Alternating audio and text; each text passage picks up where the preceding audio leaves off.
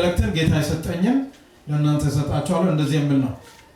ዕንባቆም መጽሐፍ ምዕራፍ 2 እናያለን። ምዕራፍ 2 ላይ ከቁጥር 1 ጀምሮ ያለው ክፍል እናነባለሁ። መጽሐፍ ቅዱስ ያዛችሁ ትንቢተ ዕንባቆም ምዕራፍ 2 እንደዚህ ይላል። በጌታ በኢየሱስ ስም አነባለሁ። በመጠበቂያዬ ላይ እቆማለሁ፣ በአምባ ላይም እወጣለሁ። የምናገረኝን ስለ ክርክር የሚመልስልኝን አውቅ ዘንድ እመለከታለሁ።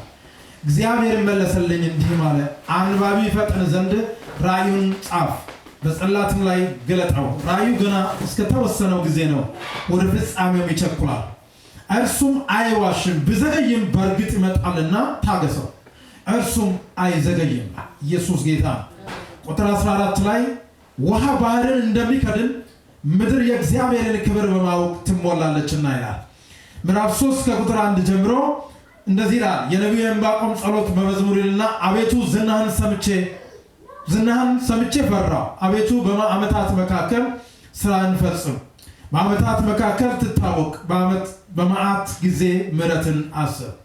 እግዚአብሔር ከተማን ቅዱሱም ከፋራን ተራራ ይመጣል። ክብሩ ሰማያትን ከድኗል፣ ምስጋናው ምድርን ሞልቷል። ጸዳሉም እንደ ብርሃን ነው፣ ጨረር ከእጁ ወጥቷል፣ ኃይሉም በዛ ተሰውሯልና። ኢየሱስ ጌታ። ክብር ለጌታ። መንፈስ ቅዱስ ዛሬ የሰጠኝን መልእክት ልንገራችሁ። እንደዚህ ብሎኛል፣ ስለ ክርክራችሁ የሚመልስ አለ በላችኋል። ስለምናችሁ? ስለ ክርክራችሁ የሚመልስ አለ። ስለ ክርክራችሁ የሚመልስ አለ። ክርክር ማለት ብዙ ጊዜ ሰው ስለ ክርክር ሲያስብ ጥል ወይም የሆነ መጣላትን ብቻ ነው የሚያስበው። እንግሊዘኛው ነው የሚተረጎመው አርጊመንት ነው። አርጊመንት ማለት የሐሳብ ልውውጥ፣ የሐሳብ ልዩነት ማለት ነው። በዚህ ቦታ ላይ ስለ ክርክራችሁ የሚመልስ አለ በላችኋል። ስለ ክርክር የሚመልስ አለ። በሰው ውስጥ የትኛውም ጊዜ ሰው ቢኖር፣ በየትኛውም እድሜ ቢመላለስ፣ የትኛውም አይነት የኑሮ ደረጃ ላይ ቢወጣ በሰው ህይወት ውስጥ ክርክር አይጠፋም። ክርክሩ ከሰው ጋር አይደለም፣ ከሐሳብ ጋር ክርክር ይኖራል፣ ከጓደኛ ጋር ክርክር ይኖራል፣ ከሆነ ነገር ጋር ክርክር ይኖራል። አንዳንዴ ደግሞ በሰዎች ህይወት ውስጥ ነገሮች በዘገዩ ጊዜ ከእግዚአብሔር ጋር ክርክር ይኖራል። ዕንባቆም በዛ ጊዜ የሆነው የዕንባቆም ነገር ምንድነው? ከእግዚአብሔር ጋር ክርክር ነው የተያዘው። ለምን?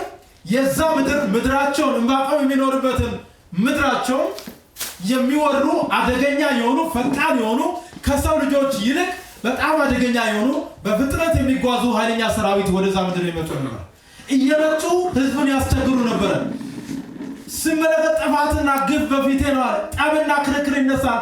ስለ ሕግ ላልቷል፣ ፍርድም ድል ነስቷል። አይወጣም፣ ኃጢአተኞች ጻድቃንን ከበዋል። ስለዚህ ፍርድ ጠማማ ነው ብሎ እጅግ ይከራከር ነበር። ከማን ጋር? ከእግዚአብሔር ጋር። ብዙ ሰው በህይወቱ ከእግዚአብሔር ጋር ክርክር አለ። ኢየሱስ ጌታ። ከኔ ጋር ናችሁ? ክርክር አለው። ክርክሩን ካቆምን ከጌታ ጋር እየተነጋገርን አይደለም። አንዳንድ ጊዜ ከራሳችን ጋር እንከራከራለን፣ አንዳንድ ጊዜ ከሰዎች ጋር እንከራከራለን። የሚከራከረው ግን በኔጌቲቭ አይደለም። ለምን እኔን አልጎበኘኸኝም ሳይሆን ህዝቡን ለምን አልጎበኘህም? ህዝቡን ስትመለከት ህዝቡ እኮ በምታስበው አቅጣጫ እየሄደ አይደለም። ነገሮች ተገላብጦች ናቸው። ሊወሩን መጥተዋል። ኃይለኛ የሆኑ ሰራዊቶች በዚህ አካባቢ ተገልጧል። ስለዚህ ልናመልጣቸው አንችልም። እንዴት ዝም ትላለህ ብሎ ከእግዚአብሔር ጋር ክርክር ነበር። ስለዚህ ክርክር ነው ጉዳዩ። ተመሳሳይ ደግሞ ሉቃስ ወንጌል ምዕራፍ 18 ላይ ስንሄድ ጌታ ኢየሱስ የሰጣት አንድ ምሳሌ ሴትዮ አለች። ሁልጊዜ ኢየሱስ ጌታ ሰው ሁልጊዜ መጸለይ እንዳለበት ጌታ ሲያስረዳ ከባለጋራዬ ጋር አስታርቀኝ ዳኝልኝ ብላ የምትሄድ አንዲት አስቸጋሪ ሴት ነበረች። ሉቃስ ወንጌልን አነባዋለሁ ክፍሉን። ኢየሱስ ክርስቶስ ጌታ ሉቃስ ወንጌል ምዕራፍ 18 ላይ Thank you Jesus። ስለ ክርክር የሚመልስልኝ አለ ብሎ ባካችሁ። ክርክር የሌለው ሰው አይመለከተውም። እኔ ግን ክርክር አለኝ ከጌታ ጋር፣ ስለዚህ እመልሳለሁ ብሎኛል።